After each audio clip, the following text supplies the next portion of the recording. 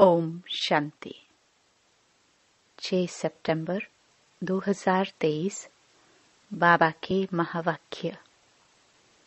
मीठे बच्चे, सर्विस का शौक रखो, विशाल बुद्धि बन, सर्विस की भिन्न भिन्न युक्तियां निकालो।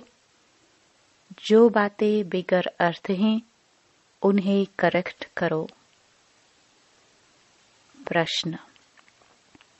आत्मा जो अजामिल जैसी गंदी बन गई है, उसको साफ करने का साधन क्या है? उत्तर। उसे ज्ञान मान सरोवर में डुबो दो। अगर ज्ञान सागर में डूबे रहे तो आत्मा की मैल साफ हो जाएगी। प्रश्न।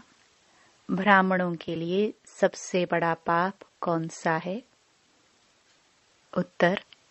ब्राह्मण अगर बाप की आज्ञा न माने तो यह बहुत बड़ा पाप है। बाप की पहली आज्ञा है, तुम मुझे निरंतर याद करो, लेकिन बच्चे इसमें ही फेल हो जाते हैं। फिर माया कोई न कोई विकर्म करा देती है। गीत। छोड़ विधे आकाश सिंहासन। ओम शांति। बच्चों की बुद्धि में क्या आता है? कौन आया है? बाप, टीचर, सतगुरु। मात पिता अक्षर तो जरूर चाहिए। मात पिता अक्षर भारत में प्रचलित है। तुम मात पिता, पीछे तुम कह सकते हो बाप दादा। वैसे तो मात पिता में बाप दादा आ जाता है, परंतु नहीं, यह समझाने का तरीका है, क्योंकि बाप है, माँ भी जरूर चाहिए। अब माता पहले कौन है? यह है गुह्यते गुह्य बात, जो कोई समझ ना सके। क्या प्रजापिता ब्रह्मा होने से भी माता चाहिए? प्रजापिता ब्रह्मा के साथ कोई प्रजापत्नी भी चाहिए? नहीं, प्रजापत्नी नहीं चाहिए, क्योंकि यह मुख वंशावली है। इसलिए ब्रह्मा की पत्नी कोई हो नहीं सकती। यह बहुत गुह्य और गंभीर बातें हैं। इसे समझने और धारण करने के लिए बुद्धि चाहिए। यह एक ही बाप है जो बच्चों के सम्मुख आते हैं। तुम तो समझते हो मात पिता बाप दादा सम्मुख आया है। बच्चे बाहर में सर्विस करते हैं। सेंटर्स पर जो रहते हैं वह यह नहीं समझेंगे कि मात पिता बाप दादा सम्मुख आए हैं। वह समझेंगे फलानी बीके व ब्रह्मा कुमारी आई है। यह मम्मा अडॉप्ट की हुई है। सबसे लकी सितारा जगदम्बा है। यह संभालने के लिए मुख्य है, इसलिए इन पर कलश रहता है। और यह ब्रह्मा तो हो गई ब्रह्मपुत्रा मेल के रूप में, तो सरस्वती जरूर चाहिए। सरस्वती को ही जगदम्बा कहा जाए। इस मेल को तो जगदम्बा नहीं कहेंगे। यह बड़ा अच्छा राज है जो कोई भी गीता भागवत में नहीं है। शास्त्रों में कहानियां बैठ लिखी हैं। 5000 वर्ष पहले व 2500 वर्ष पहले क्या हुआ था, सो बैठ लिखते हैं। वह नाम रूप देश काल तो कुछ है नहीं। नाटक भी अनेक प्रकार के बनाते हैं। यह बाप बैठ सम्मुख अच्छी रीति समझाते हैं कि बच्चे हर एक बात को पूरा समझ जाए। इन गीतों में भी कई बिगर अर्थ अक्षर है। अब आकाश तत्व तो यह है, इसमें तो हम बैठे हैं। जैसे पारलौकिक बाप को सब याद करते हैं, वह कोई आकाश तत्व से आते नहीं है। अगर श्री कृष्ण की आत्मा कहे, वह तो यहाँ ही है।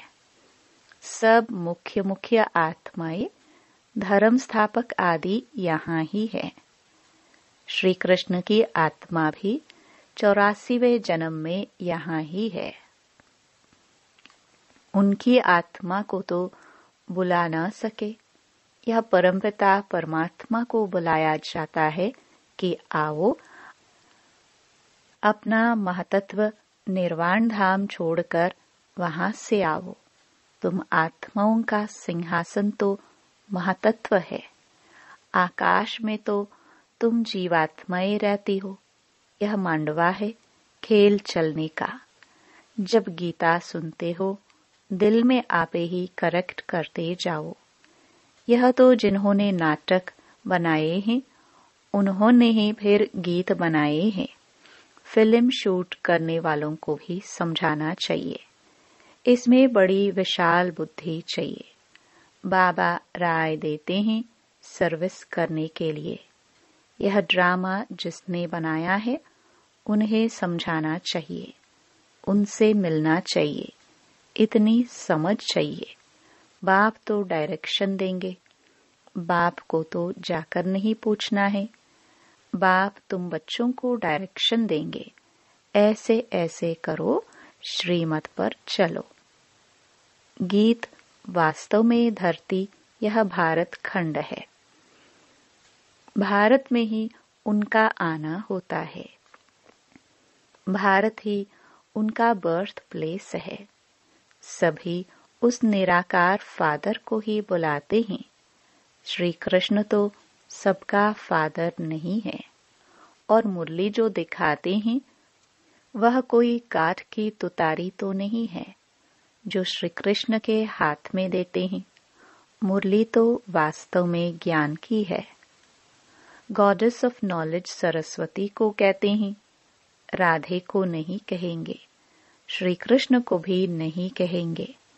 यह तो जोड़ी है बाप और बच्चे की। सरस्वती को कहा जाता है गॉडेस ऑफ नॉलेज।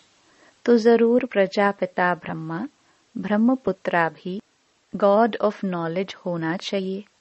लेकिन ब्रह्मा के लिए तो गाया नहीं जाता।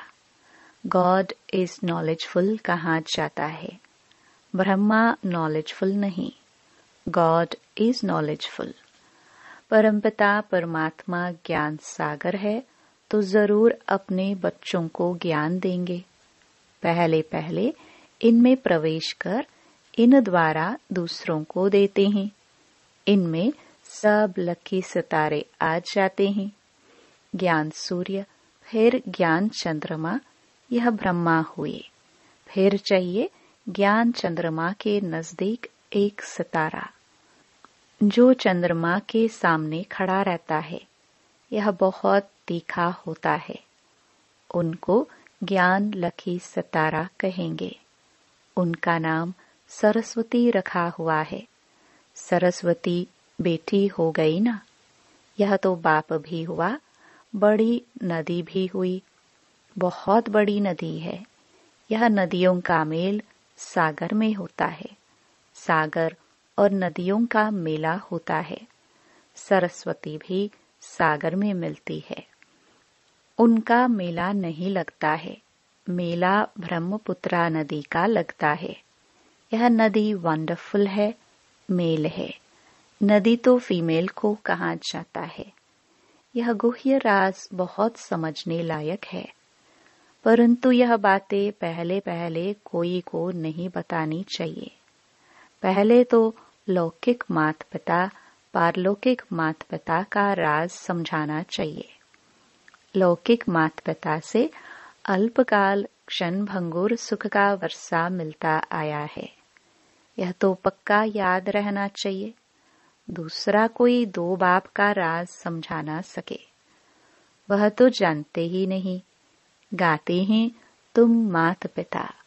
अब पिता सर्वव्यापी है तो माता कहाँ गई? यह समझने की बात है ना। मात पिता चाहिए ना। मात पिता कहा जाता है निराकार को, परंतु यह समझते नहीं कि इनको मात पिता क्यों कहा जाता है। वह तो गॉड फादर है। फिर कहते हैं एडम और ईव। एडम ही ईव है, यह नहीं समझते। प्रजापिता ब्रह्मा वही फिर माता हो जाती है। एडम और ईव अथवा आदम बेबी कहते हैं, परंतु अर्थ नहीं समझ सकते।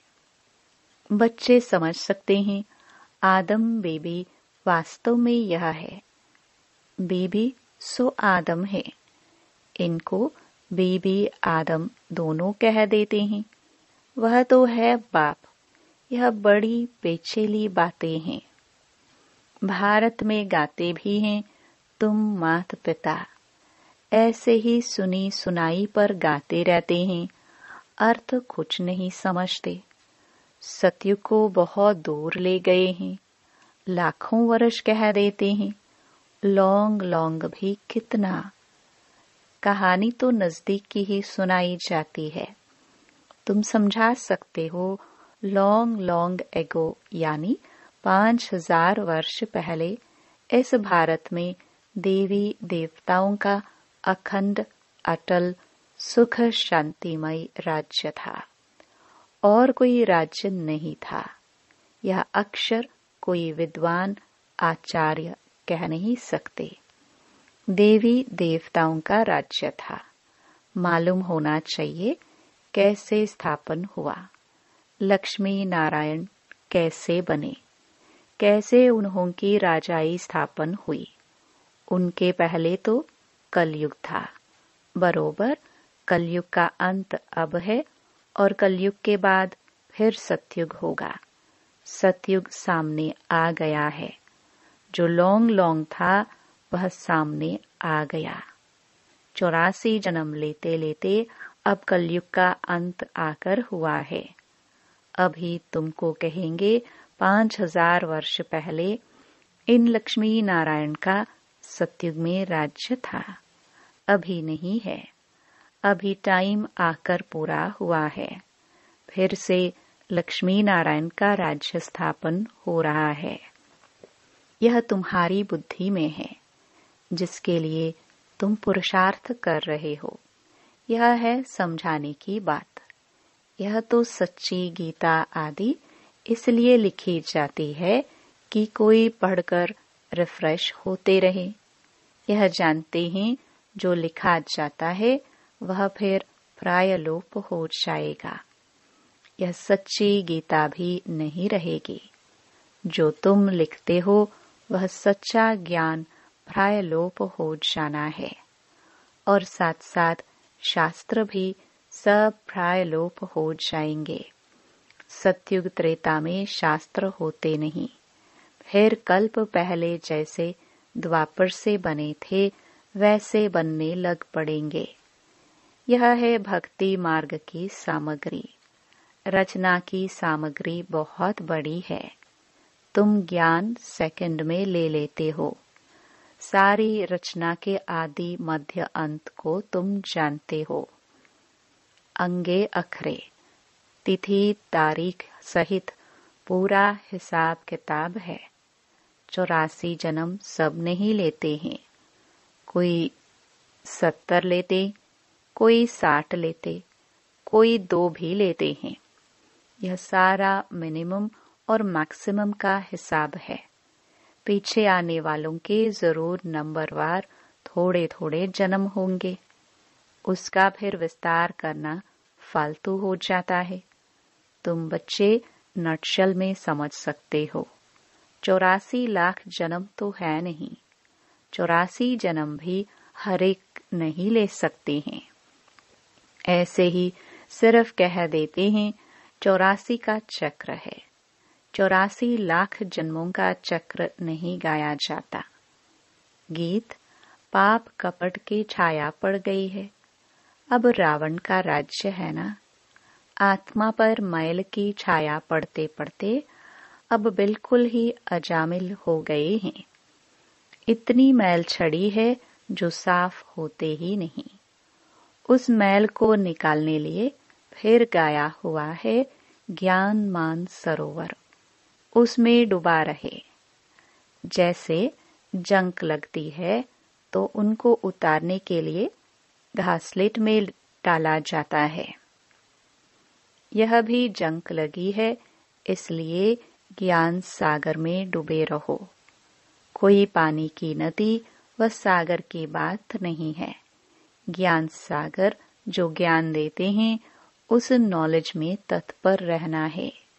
गृहस्थ व्यवहार को भी संभालना है। उसमें कोई मत चाहिए तो लेते रहो। हर एक का कर्म बंधन अपना अपना है। सर्जन सबके लिए एक ही दवा नहीं देते हैं। हर एक का कर्म बंधन, हर एक की बीमारी अपनी अपनी है।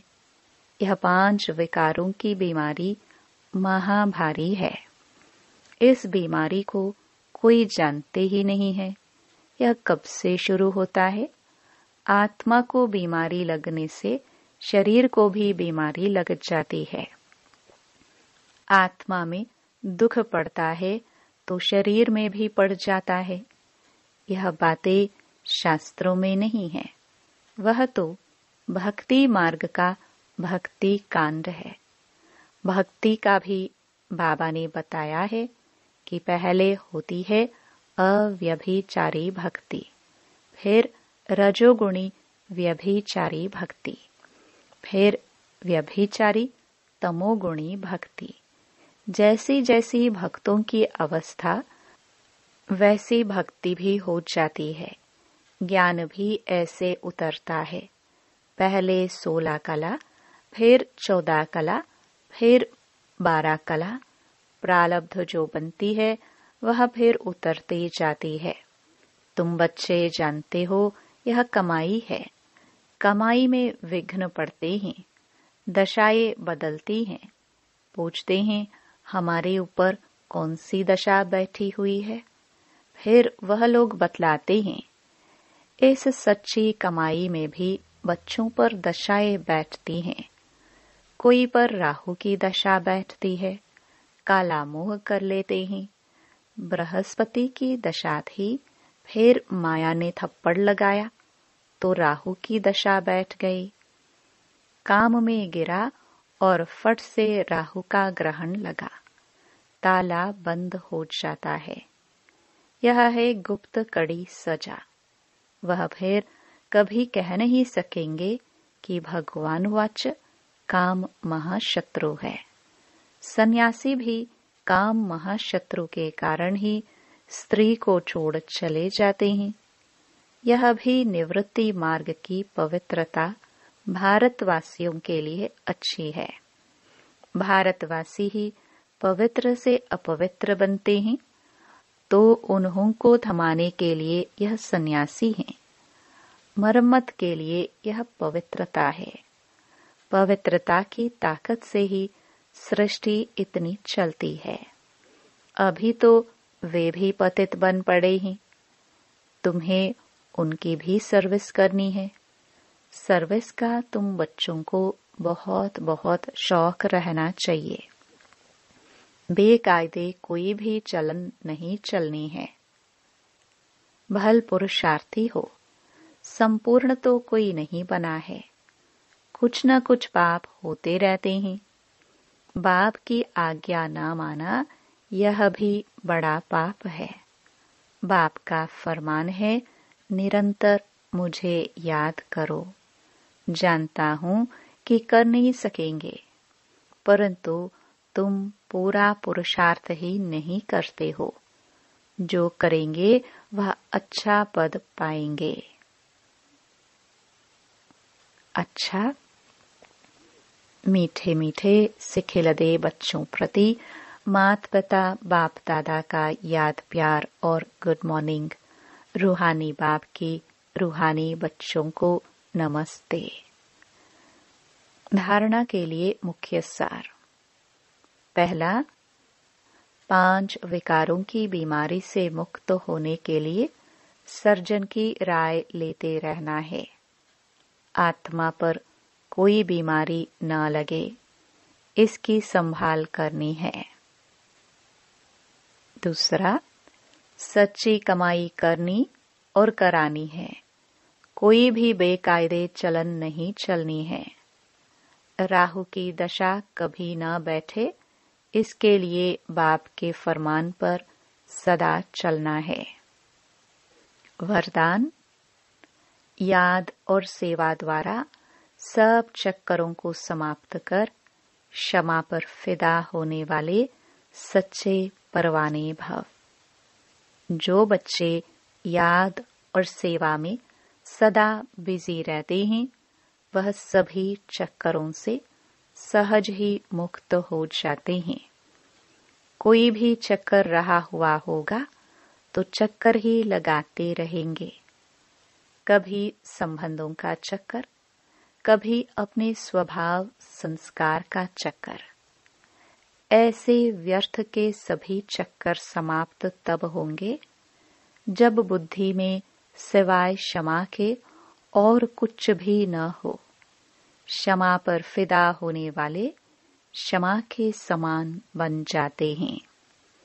ऐसे फिदा होने वाले अर्थात समा जाने वाले ही सच्चे परवाने हैं। स्लोगन: जो सच्चे पारस बने हैं, उनके संग में लोहे सदृश आत्माएं भी सोना बन जाती हैं। ओम शांति।